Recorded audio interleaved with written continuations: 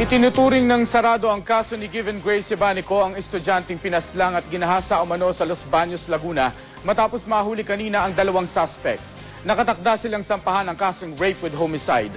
Bumuhos naman ang pakikiramay sa burol ni Given Grace, ang kanyang mga magulang pilit na nagpapakatatag habang inaalala ang masasayang sandali kasama ang anak.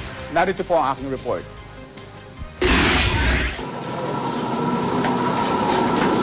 Marami sa mga nakiramay sa pamilya ni Given Grace Sebanico ang napahagulgol sa burol dahil sa alaalang iniwan ng dalagita na anilay mabait na anak, kaibigan at pinsan. Nung namatay siya, hindi ko man lang siya nayak. Kasi po yun po lagi kong ginagawa sa kanya kada makikita ko siya. Gusto ko po nayayakapin niya ako.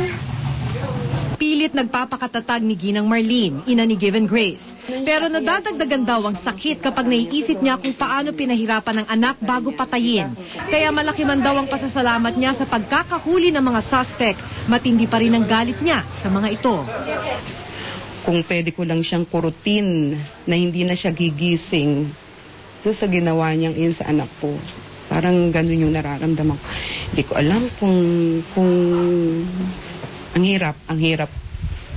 hirap. Sino ka man?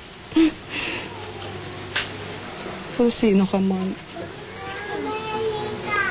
Managot ka sa Panginoon, managot ka sa Diyos. Managot ka sa Diyos sa ginawa mo sa anak ko. Ang ama ni Given Grace tumangging magpa-interview. Paliwanag ni Ginang Marlene, mas nahihirapan daw ang mister dahil daddy's girl si Given Grace. Natagalan nga raw ang desisyon tungkol sa pagpapalibing dahil ayaw ipalibing ng mister si Given Grace. Siya yung batang napakalambing. In fact, kumakandong pa yan sa daddy niya, nagpapakarga, nagpapabuhat, nagpapasubo. Yung aming mga kapitbahay, yung mga tito niya.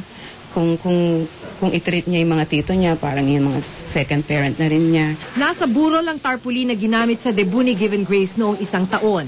Inilabas din ang album at scrapbook na sinimulan niya noong high school pero hindi pa niya natatapos. Sa scrapbook, inilagay ni Given Grace na best friend niya ang kanyang ina at lumaki siyang malapit sa kanyang mga magulang. Kwento ni Ginang Marlene, Given Grace ang ipinangalan niya sa panganay dahil biyaya siyang ibinigay ng Diyos. At hanggang magdalaga, talaga naman daw naging biyaya sa kanila ang kanilang prinsesa. A blessing talaga siya sa amin kasi she is so obedient, very loving.